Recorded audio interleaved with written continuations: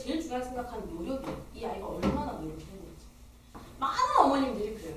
내가 너 노력한 건 알지. 근데 그 결과가 그따위잖니. 근데 그렇게 얘기하시면 안 된다. 왜냐하면 자, 인계점은 이렇게 사전적 정의가 있습니다. 물질의 구조와 성질이 다른 상태로 바뀔 때의 온도와 압력. 즉 어떤 한 상태에서 다른 상태로 넘어갈 때 생기는 온도와 압력을 인계점이라고 얘기를 합니다. 그죠? 자, 우리가 가장 잘 알고 있는 거 물. 100도가 되면 액체에서 기체화됩니다. 그죠? 그리고 0도가 되면 액체에서 고체화됩니다. 그래서 물질의 구조와 성질이 다른 상태로 바뀔 때의 온도와 압력을 인계점이라고 하는데, 자, 노력이 왜 필요하고 왜 노력이 다르냐면 우리 아이들은 다 달라요. 자, 물의 인계점이 다르고 얼음의 인계점이 다르듯이 우리 아이들도 각자 다 다양하기 때문에 그 아이들이 갖고 있는, 즉 한 상태에서 그 다음 상태로 점프할 때 인계점은 다 틀려요. 그걸 일목요연하게 평가를 할 수가 없습니다. 그런데 우리는 어떻게 아냐? 우리는 경험을 알아요. 우리는 물을 끓여봤기 때문에 아, 요 정도 되면 물이 끓는구나. 우리는 경험을 알기 때문에 우리는 참고 기다립니다. 그렇지만 한 번도 가보지 않은 길을 가실 때의 느낌은 가도 끝이 없어요. 근데 두 번째 갈 때는 훨씬 빠릅니다. 왜냐하면 내가 인계점을 한번 가본 사람은 알아요. 자, 그래서 이 인계점이 왜 중요하냐면 인계점을 지나는 순간 한 상태에서 다른 상태로 변하기 때문에 어떤 성과가 보이기 시작합니다. 그런데 그 인계점을 갈 때 우리가 왜 불안하냐면 우리의 생각은 직선적인 사고예요. 그런데 인계점을 갈 때는 곡선입니다. 그러니까 내가 뭔가 노력을 했는데 가면 갈수록 성과가 안 난다. 그럼 이때 불안하죠. 이때 불안합니다. 그러면 어머님들이 해도 안 되네. 야, 너는 해도 안 되네. 야, 학원 끊어. 돈도 아깝다. 이제 여기서. 그래서 학원 하고 있기 때문에 학원 끊으면 안 됩니다. 자, 그래서 여기서 이제 그런 표현들이 나오시는 거죠. 근데 자, 가만히 보시면 결국 인계점까지는 와요. 그리고 학생마다 인계점의 차이가 있을 뿐이지 인계점을 넘으면 다른 상태가 된다. 자, 그래서 한국에서 이 인계점을 가지고 예화를 드는 게 있고 미국에서 인계점을 가진 예화가 있습니다. 제가 찾아봤어요. 그랬더니 한국에서는 이렇게 얘기합니다. 물이 끓지 않으면 쌀은 밥이 되지 않는다. 미국에서는 이렇게 얘기합니다. You never know how close you are, so never give up on your dreams. 네가 어디까지 왔는지 모르니 절대 꿈을 포기하지 말라.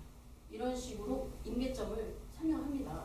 그래서 학교에서 공부 잘하는, 즉 성적이 우수한 학생들을 원하는 이유는 단 하나다. 그 아이가 인계점을 통과해 봤느냐 안 봤느냐를 평가하는 거예요. 그러면 미국에서의 교육은 스포츠를 한 아이나 음악을 한 아이나 전교 1등이나 똑같이 봅니다. 왜냐하면 그 아이는 어떤 부분에서든 같은 노력을 해서 그 인계점을 지났기 때문에. 그래서 스포츠하는 아이라고 해서 스포츠과를 가는 게 아니라 걔 의대를 갑니다. 음악을 했다고, 바이올린을 했다고 해서 걔가 뭐 음악 대학을 가는 게 아니라 걔가 바이올리지 전공할 수 있어요. 왜? 그 아이들의 노력을 다 똑같이 보는 거예요. 공부를 하기 위한 노력, 또는 운동을 하기 위한 노력, 또는 악기를 다루기 위한 노력을 똑같이 봅니다. 그런데 우리 아이가 지금 공부 외에 다른 걸 하고 있냐는 거죠. 만약에 공부 외에 다른 게 하고 있는 게 없다. 그럼 공부를 통해서 자기의 인계점을 찾아야 됩니다. 그래서 그 인계점을 찾았느냐 안 찾았느냐가 사실은 대학이나 입학 사정에서 보는 거예요. 그래서 공부 잘하는 애들 원합니다. 자, 두 번째, 이거는 우리가 알고 있는 유명한 사람이 이야기한 거예요. 인계점에 대해서.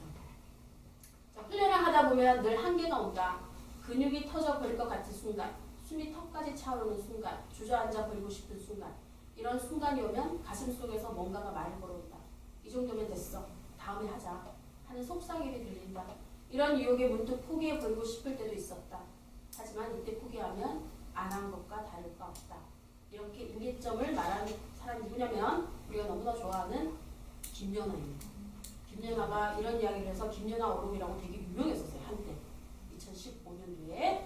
자, 그래서 이 김연아는 인계점에 대해서 이해를 하는 거죠. 자, 그래서 스포츠를 하든 공부를 하든 음악을 하든 누구나에게 한 상태에서 다음 상태로 발전하는 인계점이 있다. 근데 그 인계점은 아이들마다 다 다르다. 그래서 우리가 그 인계점을 찾아주기 위해서 열심히 해야 되는 걸 알려줘야 된다. 자, 그 다음에 대학에서 보는 건 인계점이고 두 번째 대학에서 보는 건 잠재력이에요. 대학에서는 이미 번아웃 된 애를 뽑지 않습니다. 얘가 보여줄 수 있는 게 이게 다야? 그런 애를 뽑지 않아요. 오케이, 네가 보여준 게 이게 다야. 그 다음 또 너는 뭘 보여줄 수 있니? 를 굉장히 중요한 덕목으로 생각합니다. 그래서 이 잠재력이 없는 아이들이 있어요. 어떤 아이들이냐면, 자, 너 뭐 했니? 저 공부했는데요. 너 공부 몇 등이야? 전교 1등이요. 왜? 그냥 공부 1등 해야 되니까. 그런 애들은 잠재력이 없는 거예요. 왜냐면 그 아이의 목표는 공부였거든. 근데 공부 1등 끝났어. 그럼 게임 끝내는 거지.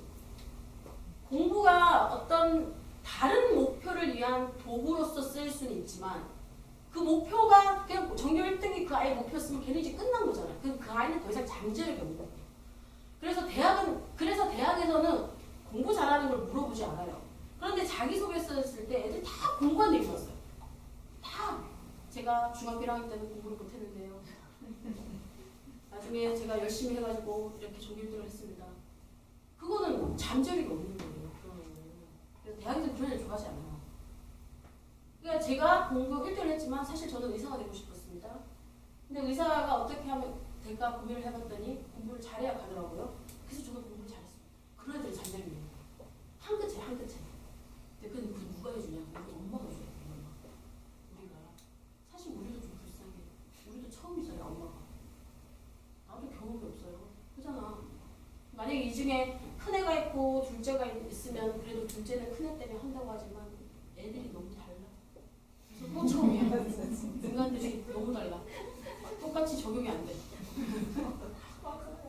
그래서 진짜 우린 다 처음이에요. 그래서 해주고 지나고 나면 아쉬운 게 있어.